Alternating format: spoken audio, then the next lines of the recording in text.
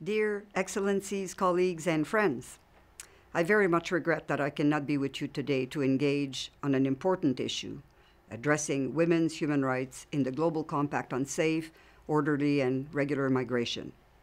However, I'm happy to provide a short video with some observations and reflections on this topic.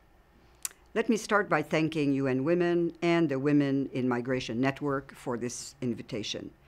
I would also like to congratulate all experts that contributed to the important and concrete recommendations that you will discuss today.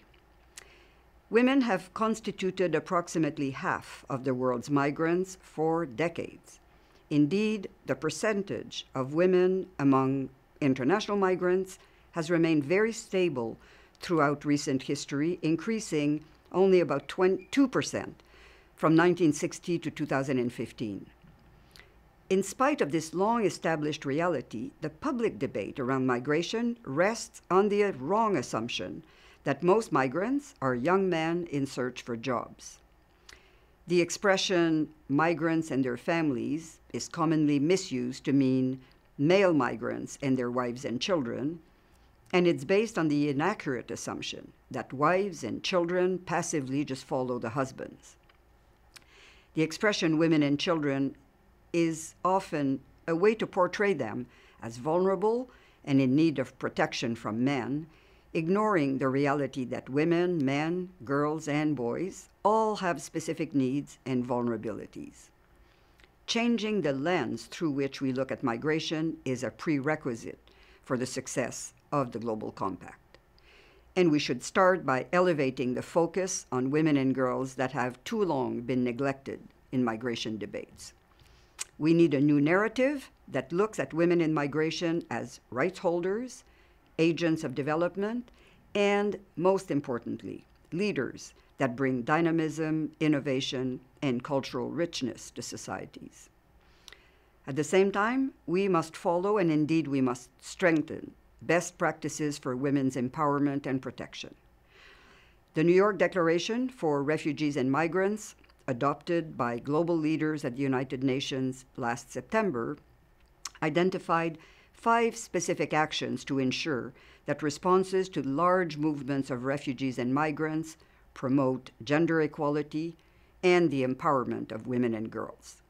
First, incorporating a gender perspective into national migration policies, tackling the multiple and intersecting forms of discrimination against migrant women and girls, combating sexual and gender-based violence to the greatest extent possible, providing access to sexual and reproductive health care services, ensuring migrant women's full, equal, and meaningful participation in the development of local solutions and opportunities.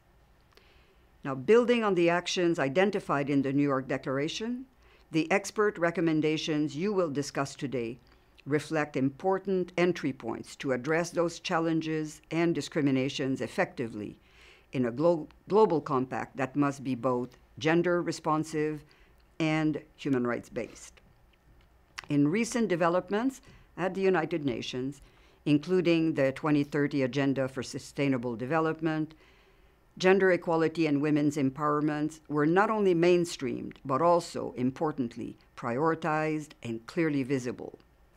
Building on these positive steps, it's now time to integrate a strong gender equality perspective into migration governance.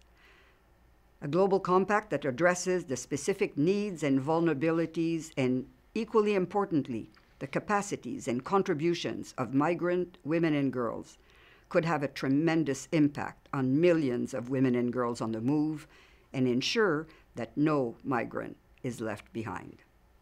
Thank you very much.